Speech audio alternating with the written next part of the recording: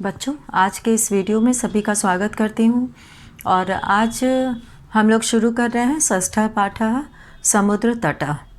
समुद्र तटः का अर्थ होता है समुद्र का किनारा, जहाँ पर लोग पर्यटन के लिए जाते हैं, घूमने जाते हैं, बच्चे खेलते हैं, लहरों के साथ कुछ लोग खेलते हैं। तो यहाँ का दृश्य बहुत ही खूबसूरत होता है। और भारत में बहुत सारे समुद्र तट हैं जिनका अलग अलग नाम है और वो अलग अलग चीज़ों के लिए प्रसिद्ध हैं। तो उसी का वर्णन इस पाठ में किया गया है। तो शुरू करते हैं समुद्र तटः षष्ठः पाठः। तो सबसे पहले यहाँ पर पहले अनुच्छेद में जैसा कि यहाँ पे दृश्य दिखाई दे रहा है इस चित्र में कि एक बच्चा बालू से घर बना रहा है और दूसरी तरफ गेंद से बच्चे खेल रहे हैं और कुछ लोग जो है लहरों के साथ खेल रहे हैं। तो इस तरह से यहाँ पर दृश्य दिखाई दे रहा है। तो सबसे पहले हम लोग शुरू करेंगे पहला अनुच्छेद, और इसमें देखेंगे पहला अनुच्छेद में दिया हुआ है एषः समुद्र तटः। एषः समुद्र तटः, यह समुद्र का तट है अर्थात किनारा है। अत्र जनाः पर्यटनाय आगच्छन्ति। अत्र मतलब यहाँ, जनाः मतलब लोग। जनाः का अर्थ है, जनाः का अर्थ है लोग।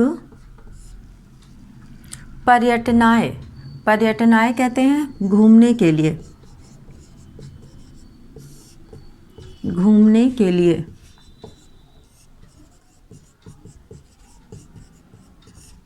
यहाँ लोग घूमने के लिए आगच्छन्ति मतलब आते हैं। केचन तरंगैः क्रीडन्ति। केचन मतलब कुछ लोग, तरंगैः लहरों के साथ, क्रीडन्ति मतलब खेलते हैं, खेल रहे हैं। केचन कुछ लोग, केचन का अर्थ है कुछ लोग।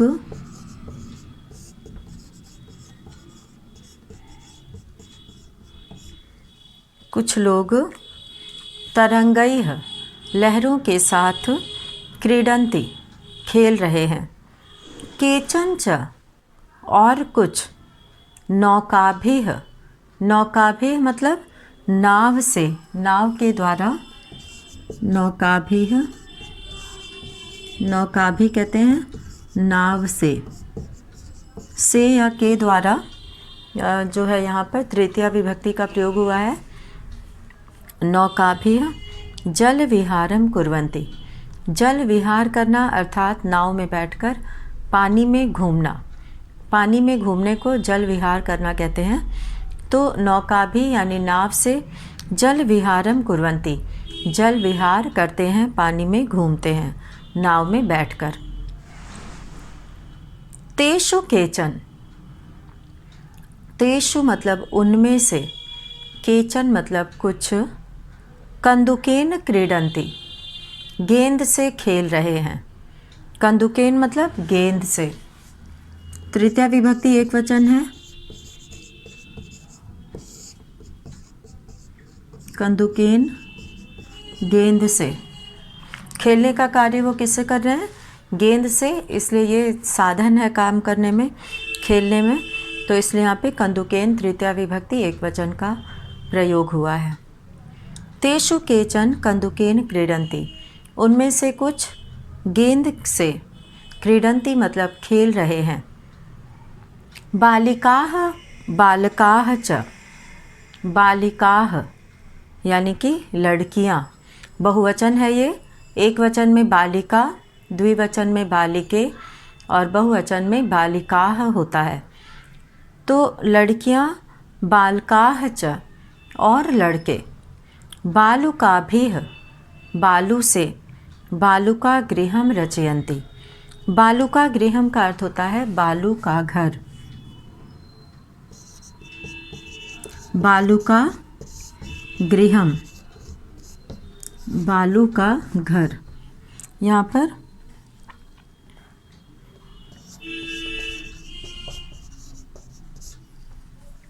तो यहाँ पे बच्चे जो है बालुका गृहम अर्थात बालू से घर बनाते हैं। तो यहाँ पे इसको घरौंदा भी कहा जाता है, बालू के घर को घरौंदा भी कहते हैं, घर को घरौंदा भी कहा जाता है। तो बालुका गृहम बालू का घर बनाते हैं। रचयंती का अर्थ होता है रचते हैं अर्थात बनाते हैं। तो संस्कृत में रच धातु का अर्थ है बनाना।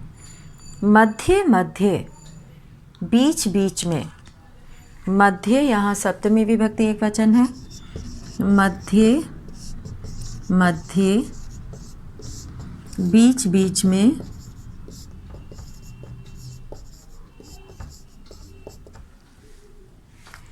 बीच बीच में तरंगाह लहरें, बालुका गृहम बालू का घर, प्रवाहयंती बहा ले जाती हैं। वहाँ पे समुद्र की जो लहरें हैं वो जब आती हैं तो किनारे के बालू के घर को अपने साथ बहा ले जाती हैं। लहरें जब लौटती हैं तो पानी से बहाव के कारण, लहरों के कारण वो बालू का घर जो है उनके साथ बह जाता है। तो मध्य मध्य तरंगाः बालुका गृहम प्रवाहयन्ति, एषा क्रीडा प्रचलति एव, और यह खेल प्रचलति एव चलता ही रहता है। तो बच्चे जो है उनको बनाना अच्छा लगता है तो वो फिर से बनाते हैं। तो इस तरह से उनको बालू का घर बनाना अच्छा लगता है और ये क्रिया चलती रहती है। तो एषा क्रीडा प्रचलति एव, और ये खेल चलता रहता है। समुद्र तटाः न केवलम, समुद्र तट न केवल पर्यटन स्थानानि, घूमने का स्थान है। अत्र मत्स्य जीविनः अपि, अत्र मतलब यहाँ, मत्स्य जीविनः, मत्स्य जीविनः कहते हैं मछुआरे को, अपि मतलब भी, स्वजीविकाम चालयन्ति अपनी जीविका चलाते हैं। तो अत्र मत्स्य जीविनः अपि स्वजीविकाम चालयन्ति, यहाँ मछुआरे भी स्वजीविकाम अपनी जीविका चालयन्ति यानी चलाते हैं। कहने का तात्पर्य यहाँ पर यह है कि मछुआरे वहाँ से मछलियाँ पकड़कर अपना व्यवसाय करते हैं, बिजनेस करते हैं, और उससे जो उनकी कमाई होती है, जो वो उनको धन प्राप्त होता है, उससे वो अपने घर का खर्च चलाते हैं। तो उनके जीवन निर्वाह का ये एक माध्यम है जो समुद्र के किनारे आसपास लोग रहते हैं। तो इस तरह से यहाँ मध्य मध्य तरंगाः बालुका गृहम प्रवाहयन्ति, बालू का घर बहा ले जाती हैं लहरें। एषा क्रीडा प्रचलति एव, और यह क्रिया चलती रहती है, यह क्रीडा, यह खेल चलता रहता है। समुद्र तटाः न केवलम, समुद्र तट न केवल पर्यटन स्थानानि, केवल घूमने की जगह नहीं है, अपितु यहाँ के मछुआरे, अपि मतलब भी, स्वजीविकाम चालयन्ति अपनी जीविका चलाते हैं यहाँ समुद्र में पाए जाने वाले जीवों के माध्यम से। और अब हम लोग दूसरा अनुच्छेद पढ़ेंगे। अस्माकं देशे, हमारे देश में, बहवः समुद्र तटाः सन्ति, बहुत से समुद्र के तट हैं।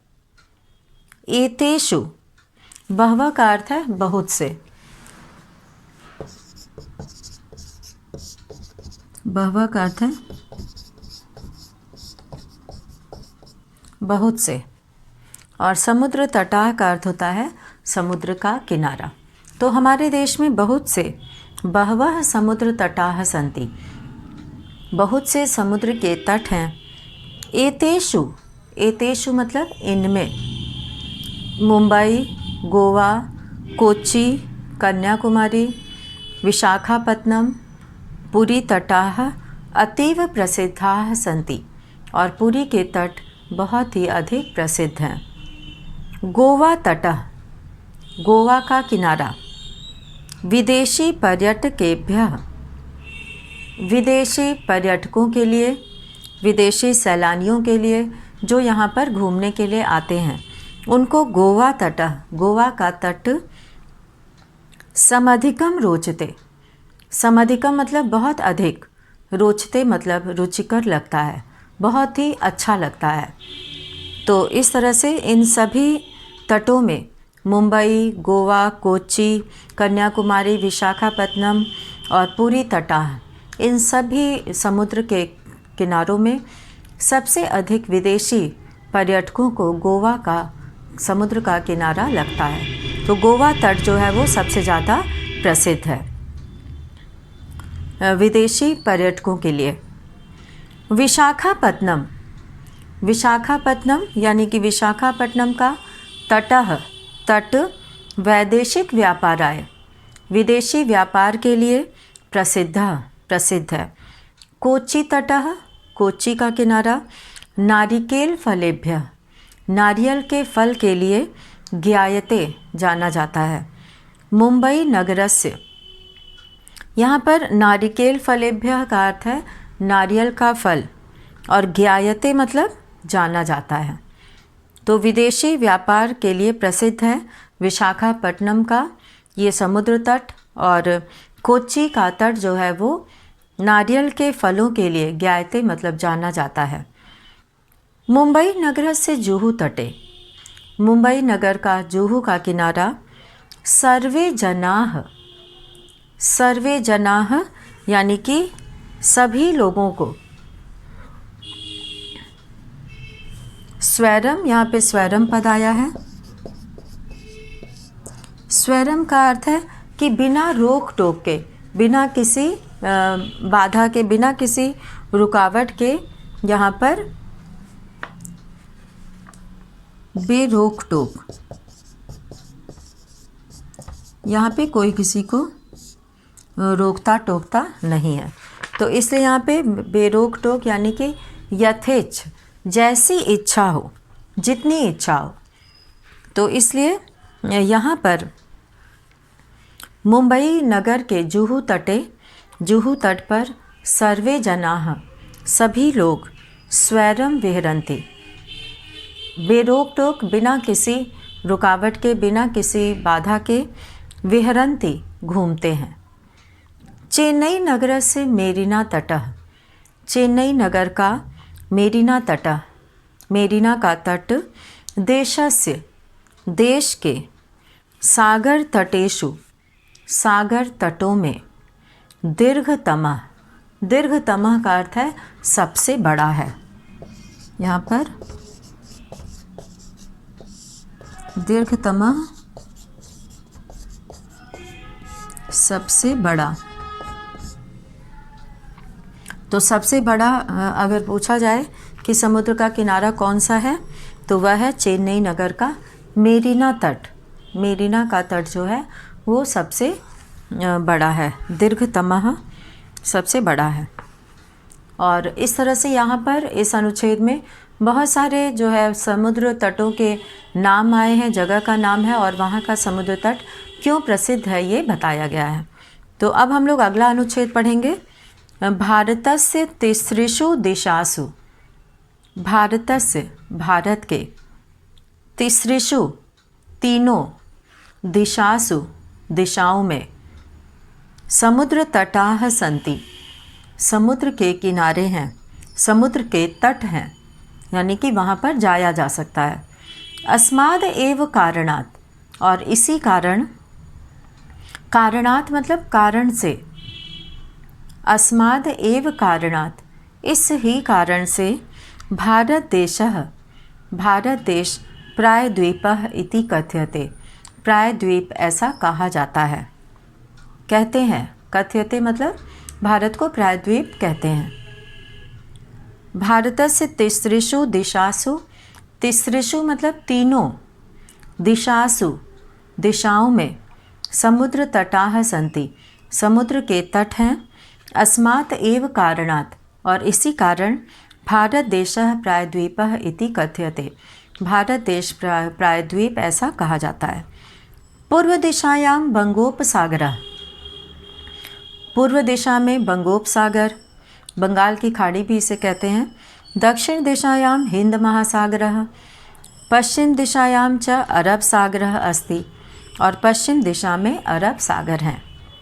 एतेषां त्रयाणाम अपि, इन तीनों का भी, सागराणाम सागरों का, इन तीनों सागरों का संगमः, संगम अर्थात मिलना, इन तीनों सागरों का मिलन कन्याकुमारी तटे भवति, कन्याकुमारी के तट पर, भवति मतलब होता है।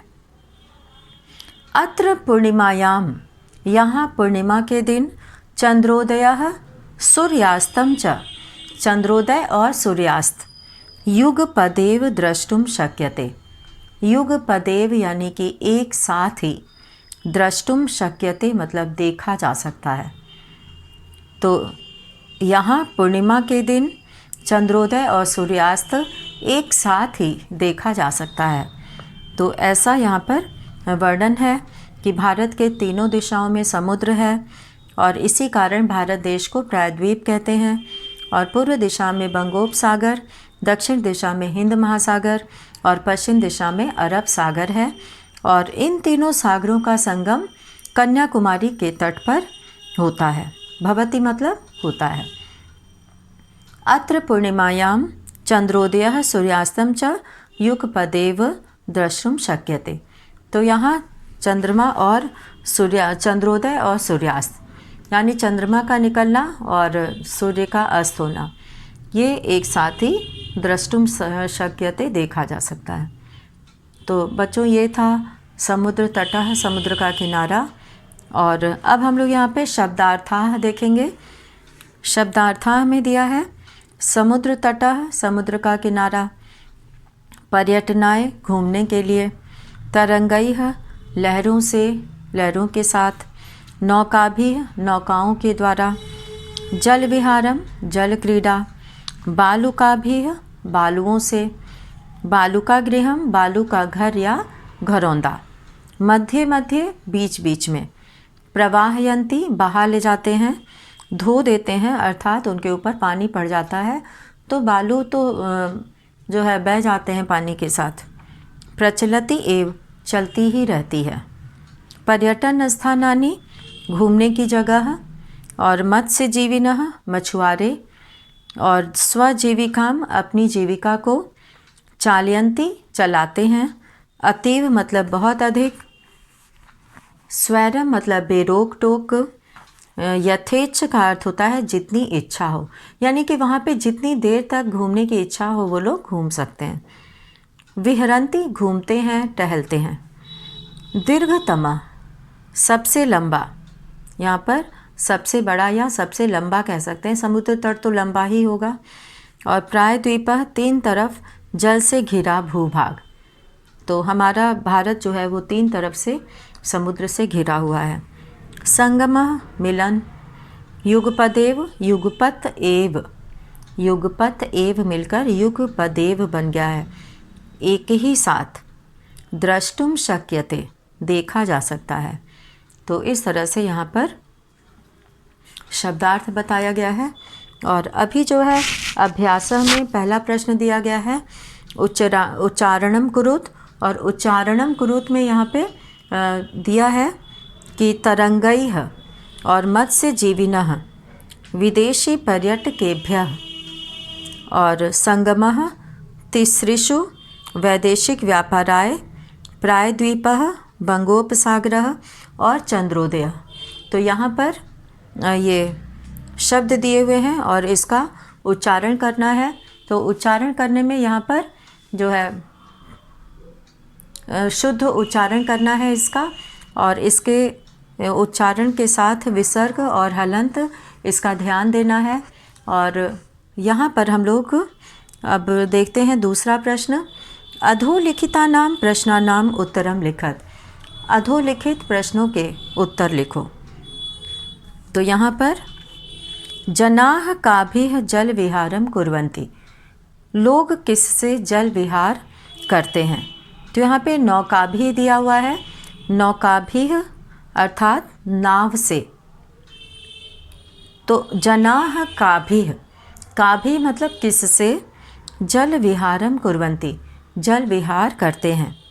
और ख है भारतस्य दीर्घतमः समुद्र तटः कः।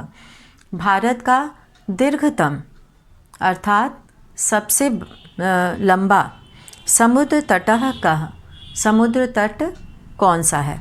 तो मेरिना तटः। तो ये चेन्नई नगर का मेरिना तट है। चेन्नई नगर का मेरिना तट है और वह सबसे लंबा है। जनाः कुत्र, लोग कहाँ स्वैरम विहरन्ति। स्वैरम मतलब बिना रोक टोक के, विहरन्ति मतलब घूमते हैं।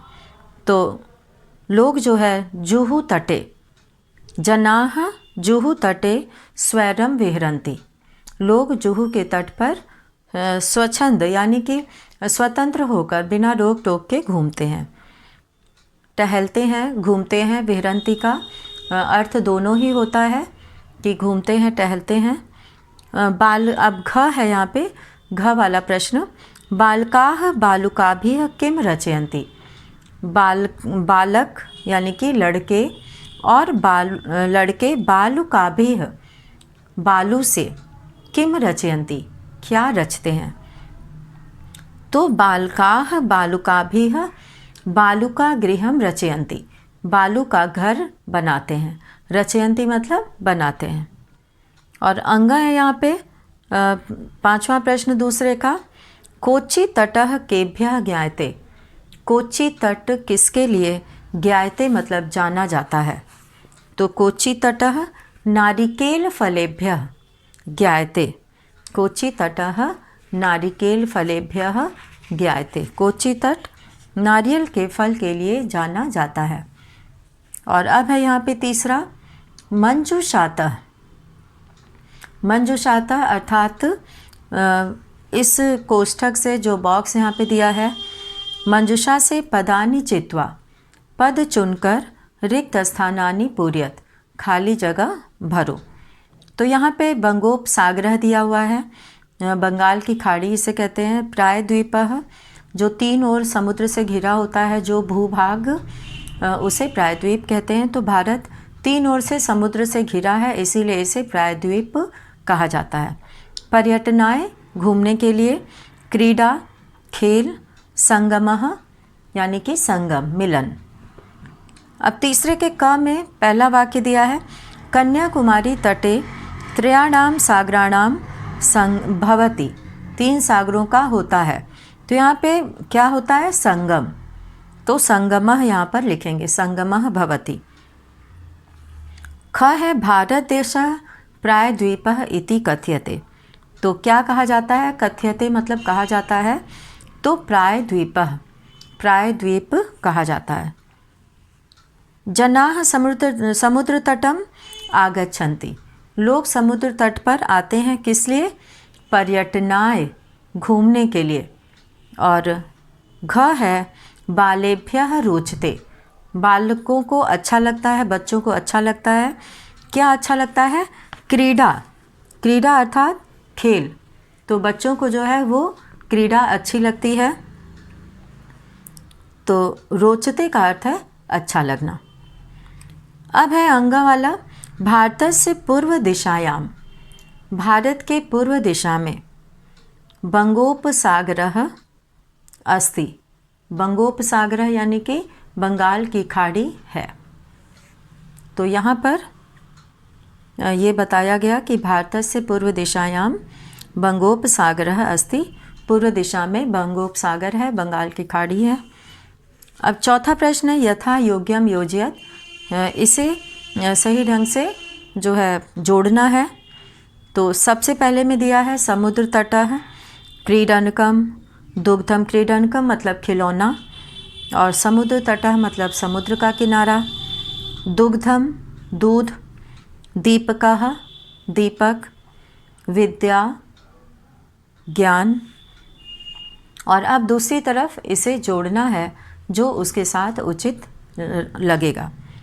और दूसरी तरफ जो दिया है, ज्ञानाय, पोषणाय, प्रकाशाय, पर्यटनाय और खेलनाय। तो यहाँ पर समुद्र तटः, समुद्र का किनारा किस लिए होता है, पर्यटनाय घूमने के लिए। क्रीडनकम खिलौने से क्या करते हैं? खेलनाय खेलने के लिए। दुग्धम दूध किस लिए होता है? पोषणाय पोषण पाने के लिए, ताकत पाने के लिए। दीपकः दीपक यानी दिया, उससे क्या होता है? प्रकाशाय प्रकाश के लिए, रोशनी के लिए दीपक जलाया जाता है। और विद्या विद्या होती है ज्ञानाय ज्ञान के लिए। तो इस तरह से यहाँ चौथे प्रश्न में हम लोगों ने सही जो है मेल किया, सही तरीके से मिलाया। और अब है पांचवा, तृतीया विभक्ति प्रयोगेण रिक्त स्थानानि पूर्यत। तृतीया विभक्ति का प्रयोग करके रिक्त स्थान को पूरा करना है। यथा मतलब जैसे, व्योमः मित्रेण सह गच्छति।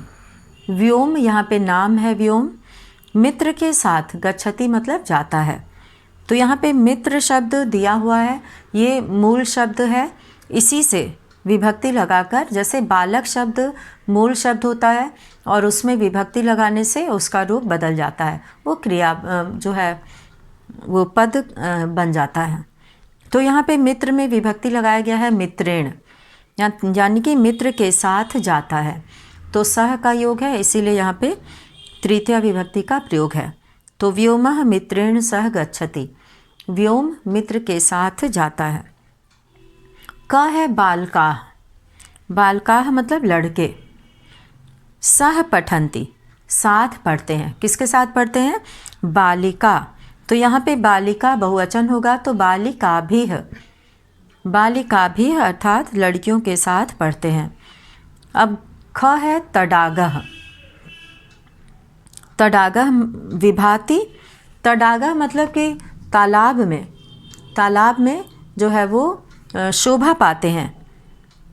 विभाति सुशोभित होते हैं। तो तडागः यानी कि तालाब में। कमल, तो तालाब किससे सुशोभित होते हैं? कमलैः कमलों से। तो यहाँ पे तडागः कमलैः विभाति, तालाब जो है वो कमलों से सुशोभित होते हैं। ग है अहमपि, अहमपि मतलब मैं भी। खेलामि खेलूँगा, किससे खेलूँगा? कंदुक। यहाँ कंदुक में कोई भी विभक्ति नहीं लगी है और इसमें हमें विभक्ति लगाना है गेंद से, तो तृतीया विभक्ति लगाएंगे एक वचन, क्योंकि एक गेंद से खेलना है तो एक वचन का प्रयोग करेंगे। तो यहाँ पर बन जाएगा कंदुकेन। तो अहमपि कंदुकेन खेलामि, गेंद से खेलता हूँ। घ है अश्वाः, सह धावन्ति, घोड़े घोड़ों के साथ दौड़ते हैं। तो अश्वाः, और यहाँ पे अश्व लिखा है तो इसमें अश्वैः हो जाएगा। अश्वैः सह धावन्ति, अश्वाः अश्वैः सह धावन्ति, घोड़े घोड़ों के साथ दौड़ते हैं। और अंग है यहाँ पे मृगाः, तो मृगैः सह चरन्ति, हिरन हिरणों के साथ चरते हैं। तो इस तरह से यहाँ पर प्रयोग किया गया है कि किस तरह से जो यहाँ पे ब्रैकेट में कोष्ठक में जो पद दिया गया है उसमें जो है विभक्ति लगाकर, वहाँ पर विभक्ति लगाकर उसका जो है रूप बनाना है और उससे खाली जगह भरना है। तो यहाँ पे हम लोग शुरू करेंगे। पांचवा प्रश्न, तृतीया विभक्ति प्रयोगेण, तृतीया विभक्ति के प्रयोग से वाक्य पूरा करना था। अब हम लोग छठा करेंगे। इसमें एक चक्र बना हुआ है और चक्र में दिया हुआ है कि अधोलिखितम वृत्त चित्रम पश्यत, नीचे लिखे गए वृत्त चित्र को देखो। उदाहरणानुसारेण कोष्ठक गतैः शब्दैः उचित वाक्यानि रचयत। जैसे कि यहाँ एक उदाहरण दिया है, रहीमः मित्रेण सह क्रीडति, रहीम मित्र के साथ खेलता है। अब यहाँ दूसरा हम लोग लेंगे रहीमः, सभी की शुरुआत रहीम से होगी, सभी वाक्य की शुरुआत। तो रहीमः द्विचक्रिकया आपणं गच्छति, रहीमः कलमेन पत्रं लिखति, हस्तेन कन्दुकं क्षिपति, और रहीमः नौकया जलविहारं करोति, रहीमः चषकेन जलं पिबति, चषकेन चषकः में तृतीया विभक्ति लगा है, चषक शब्द में तृतीया विभक्ति लगा है और उसमें तृतीया विभक्ति एक वचन में चषकेन हो गया है। तो चषकेन जलम पिबति। और इसके बाद है यहाँ 7वां वाक्य जो बनेगा कि रहीमः तुलिकया चित्रम रचयति। रहीम तुलिका से चित्र बनाता है। और अंत में बनेगा रहीमः वायुयानेन ह्यः आगच्छत। रहीम वायुयान से, हवाई जहाज़ से कल आया। तो इस तरह के प्रश्नों को करने के लिए सबसे पहले ये देखना होता है कि इसमें एक जो बीच का चक्र है उसके बाद 3 और चक्र बने हुए हैं और सब में शब्द लिखा हुआ है। तो यहाँ पर 4 शब्द जोड़कर वाक्य बनेगा और पहला शब्द जो है वो सबसे केंद्र में जो रहीमः लिखा हुआ है उसको लेकर चलना है।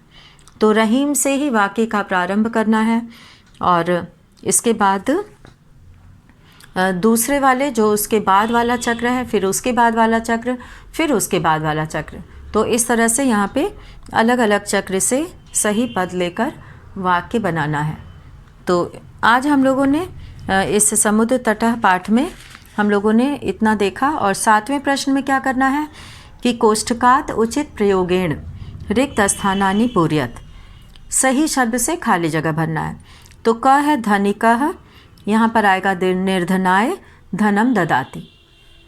ख है बालः पठनाय विद्यालयम गच्छति।